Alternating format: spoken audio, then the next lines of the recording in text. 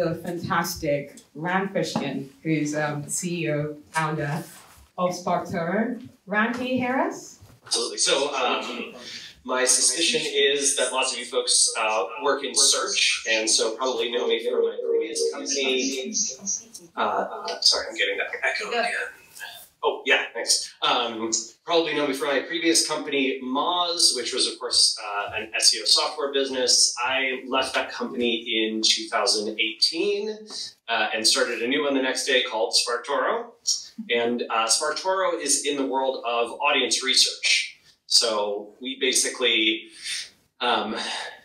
help people understand groups of online behavior and demographics. For example, if you said, oh, I really want to reach interior designers in Canada, like that's my audience for my product, my service, whatever, SparkToro crawls tens of millions of public social and web accounts. And so when you search for, my audience uses these words in their bio, interior designer, SparkToro pulls back, here's 12,000 interior designers in Canada, and here's the podcasts that they listen to, and here is the websites that they visit, and here's the social accounts that they follow, and here are the websites that they visit, and here's the Reddit subreddits that they read and subscribe to.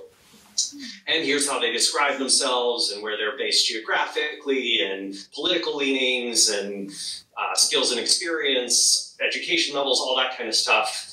So that data comes from public Twitter accounts, LinkedIn accounts, Facebook, Instagram, and 7, 8 other social networks, plus the open web. And that data is very, very useful if you want to deeply understand an audience's behavior and then be able to reflect that back to your team, your clients. We tend to have a lot of agencies, consultants, and freelancers who use us, as well as in-house marketers, basically to look.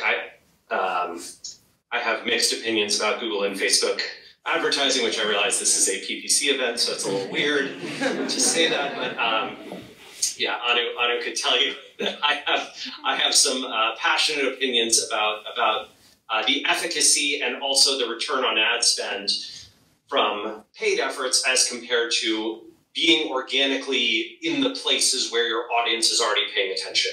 And so if you're doing marketing of that kind or helping people do marketing of that kind, I think SparkToro can be great. And then there's lots of folks who in the world of paid and performance marketing use SparkToro specifically to do things like, which YouTube channels should I put in my Google Ads targeting? What websites should I put in my ad targeting?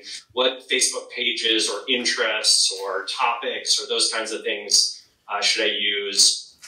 And SparkToro certainly is for that. If you're going to do Reddit advertising or Twitter advertising, especially, those platforms give you, I think, mediocre ad targeting options. Facebook too, actually.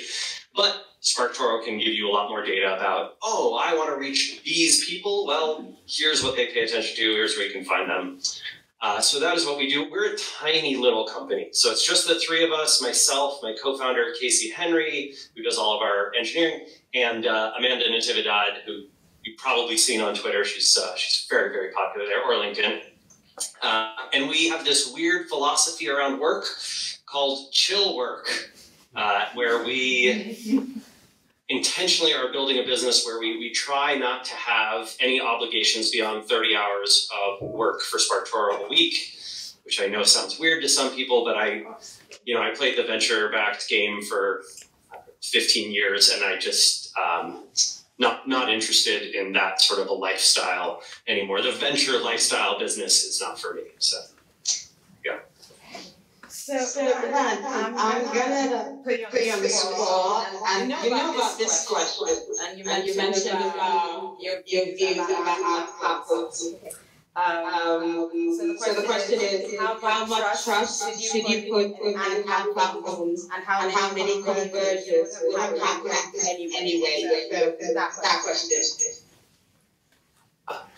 Yeah. Okay, this fantastic question. So, okay, here is my position generally on incrementality in advertising, which I think most of you would probably agree with, and that is a tremendous number of the conversions, sales, traffic that advertising takes credit for Google, Facebook, TikTok, Reddit, third-party ad networks, Amazon, you name it, would have happened anyway. And it's nearly impossible to know which ones. The only way, the only true way, is to actually cut off your advertising spend entirely for a significant portion of time, 3 months, 6 months, 9 months, and then look at what you would have predicted in terms of total, conversions or total sales and what you've lost. And what we see, you've probably seen the stories, right? Like there was a big one a few years ago from Chase Manhattan. There was a big one from P&G, Procter & Gamble. There was a big one from eBay. There was a big one from Uber, right? Who cut, I think it was $200 million of ad spend and saw basically no loss in results. Airbnb, I think, was the most famous one last year when they essentially cut off all their performance advertising spend, brought it down to 5% of the previous total, and saw that they had 95% of the same traffic conversion sales, right? So essentially, Airbnb was paying hundreds of millions of dollars, I think it was like $600 million, into ad networks, including mostly Google and Facebook. And when they took that ad spend down to nearly zero, they saw that it was a loss of only about 5% of their total conversions. Which suggests, I think what Google and Facebook have gotten extremely good at is inserting themselves into the chain of where people browse the web before they make that conversion, and then showing your ads, our ads, to people who were probably going to buy anyway. And let's be real, if any of us worked at those two companies, or Amazon, or any third-party ad network, that's exactly what we would be incentivized to do, right? Let's learn about user behavior. We know, okay, this guy's a sneakerhead. We can see some searches around that.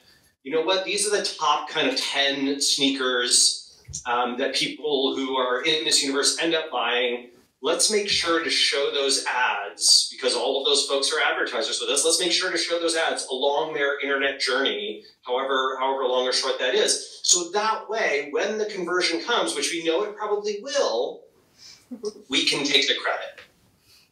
And the only way, the only way out of this, not problem necessarily, but the only way to determine the incrementality of this is to actually shut off your advertising. And 99% of execs and CEOs, CMOs, leadership teams are not willing to do that. They are not willing to do it because they would rather spend a fortune to get 5 or 6 or 7% more growth, because they have to show growth to whatever their investors, their boards, etc., than risk losing potential incrementality. And it's also the case, I don't want to be like flippant here, it's also the case that for some brands, some sellers online, ads really do provide a tremendous amount of incrementality, and they bring in sales that never would have happened. I know people in retail e-commerce, for example, who they throw up an ad on Instagram, they have no other marketing whatsoever, and that ad works. It performs for them. It does bring them traffic that they never would have gotten otherwise, and conversions they never would have gotten otherwise. So is this a complicated problem? Yes, but is incrementality something we should all be thinking about as marketers and trying to get our executive teams to buy in on, hey, maybe we could be a little more creative with our marketing spend. Maybe we could try some things that that aren't just inside the big, duopoly, triopoly of advertising networks? I think so. Thank you very much. Randall, can you hear me? Probably not. Myself on mute. Hi. Yes. So go to the question that feeds in down. So how is it timing and relevant messaging for the right audience? Yeah, very important, but I think the problem with the timing and relevance of messaging is how difficult it is to know what the right thing is that's going to get someone over the hurdle of from consideration phase to conversion phase. We actually struggle with this a ton at SparkToro. So we have, it's like 75,000 or 80,000 people who use the free version of SparkToro. We have about 1,500 people who pay for a subscription. And we see usage that suggests that there's a lot of people in the, the group of 75,000 free users who probably would benefit from the paid one, right? And so we kind of struggle with that. Well, what's the thing that we should tell them or show them, or how do we educate them? How do we get them over that hurdle? I suspect many of you have struggles like this in your businesses as well. And I'm not sure if you're familiar, have you ever checked out Forget the Funnel? So I think the women who run that, Claire and Gia, they, in my opinion, do an absolutely outstanding job of sort of describing the process of figuring out what messaging resonates with an audience, especially what messaging resonates with right potential customers instead of just a broader group of people, and then how to tell that story in the language that your customers, your audience uses in such a way that it's likely to convert them. And we have used a lot of their insight and intuition to help SparkToro grow over the last 18 months. Actually, we've been around 2 years now. So, and that, yeah, I would definitely urge folks to check them out. I think they have a book coming out too that walks through this. They have this process called customer-led growth, where they sort of research what their best customers say, how they describe their problem, how they describe the product, and how it solves their pain points. And that process, that messaging, which I think, conversion rate experts, who's based in the UK, they use that a lot, that same process a lot too. Okay, cool. Thank you. So now, shifting gears, talking about data privacy in a cookieless world, do you think programmatic is dead?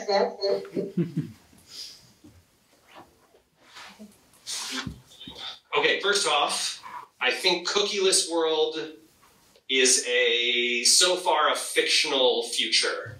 For those of you who've been following sort of the privacy, the ongoing privacy debates, right? Like Google was going to cut off cookies last year, then this year, then next year. Now 2 years or 3 years from now is like the starting point of when it might happen. So I don't know. Like I feel like here's what's going to be the case. Google, Facebook, Apple, Amazon, all of them. Apple has some weird incentives, but everybody else has this incentive of let's rebuild cookies so that we can get rid of what's called a cookie today and still be able to do all the functionality of it. And they have, literally trillions of dollars of market cap riding on this. I don't know. To me, it's almost unimaginable that we will lose the core feature and functionality of what cookies provide to the ad networks without a suitable replacement. That is a future I can't imagine unless governments around the world sort of step in to make that happen. And I think there's just too much money floating around in there. So my sense is that the cookieless world is not really going to happen. But I do think what is likely is a change to the way cookies currently work, or we'll throw out cookies and we'll use something like, what did Google call it for a brief period of time? Federated lists of cohorts, that kind of thing, right? So they'll aggregate, anonymize, and group together similar behaviors online in some way, call it something new, and then you'll be able to target these anonymized groups of people that the networks still know. And that has a lot of advantages for a Google or a Facebook, because they can behaviorally own those cohorts as opposed to giving everyone the ability to track them. I think that kind of monopoly, we get the data, nobody else gets the data behavior is actually very Google and Facebook and Amazon friendly. So that's probably pretty likely to happen. I'm sure TikTok or Reddit would also be interested in that. And then everybody else on the web loses out because only they have the real understanding of behaviors and where people go and what they do. But even in that world, even in a world where we lose all cookies and we don't get access to all this data, I don't believe that it's completely gone. Like even with something like SparkToro, right? We can look at any group of people, and because there's so many people who put their data publicly online, right? If you visit anyone's Twitter profile, you can see everything they follow, everything they've ever tweeted, every hashtag, every list they're on, all that public info. If you go to a public Facebook page, you can see tons of their posts, how they describe themselves, what pages they follow, if they're part of public groups, what public groups they're part of. Same with LinkedIn, same with Reddit, same with YouTube, same with podcast networks. So that data, because it's public, can be aggregated and then sort of theorized to fit a much broader set. So you might have data on only, 500 of your actual customers, but you can make the assumption that the other, 50,000 of your customers probably behave like those 500. And that's where I think a lot of, a lot of marketing intelligence is going to come from in the future, is that anonymized, aggregated, I'm going to take the email list I own, I'm going to take the social accounts I have access to, and I'm going to put that together. Awesome. That sounds really great. And then going on to the data, this is something about PPC. It would say that can you elaborate on how SparkToro gets the data, high engagement, that kind of stuff. And also quick follow on when you expand into Germany. Okay, look, Germany, we need to have a conversation. It's going to be a tough conversation. Not that tough conversation. No, you're good on that front. I'm Jewish. I visit Germany all the time. People are awesome. But I will say this. So the German speakers online are not nearly as social media active as their English language counterparts. And so when we crawled the German web, which was going to be the first language that we were going to introduce into SparkToro, what Casey found is that Germans are about 90% more quiet. I don't know exactly how to describe it. Like they don't follow as many accounts per public account. They don't send as many public social postings. And so we need like a quantity that is about 10 times greater in order to analyze. But unfortunately, the number of German speakers that have public accounts, so German speakers are also much more likely to have private accounts on social networks rather than public ones. So like public German Twitter, public German LinkedIn, public German Instagram, public German Facebook, public German Reddit, just way smaller and less active. And so we're struggling. I'm not sure that we're going to be able to get over that hurdle in the short term. We're planning on launching Spanish first. Spanish speakers, nice and very active online. I don't know, far be it from me to editorialize about group tendencies, but it appears that Spanish-speaking profiles, they're quite active online and much more likely to be public than German ones. That could just be a cultural thing.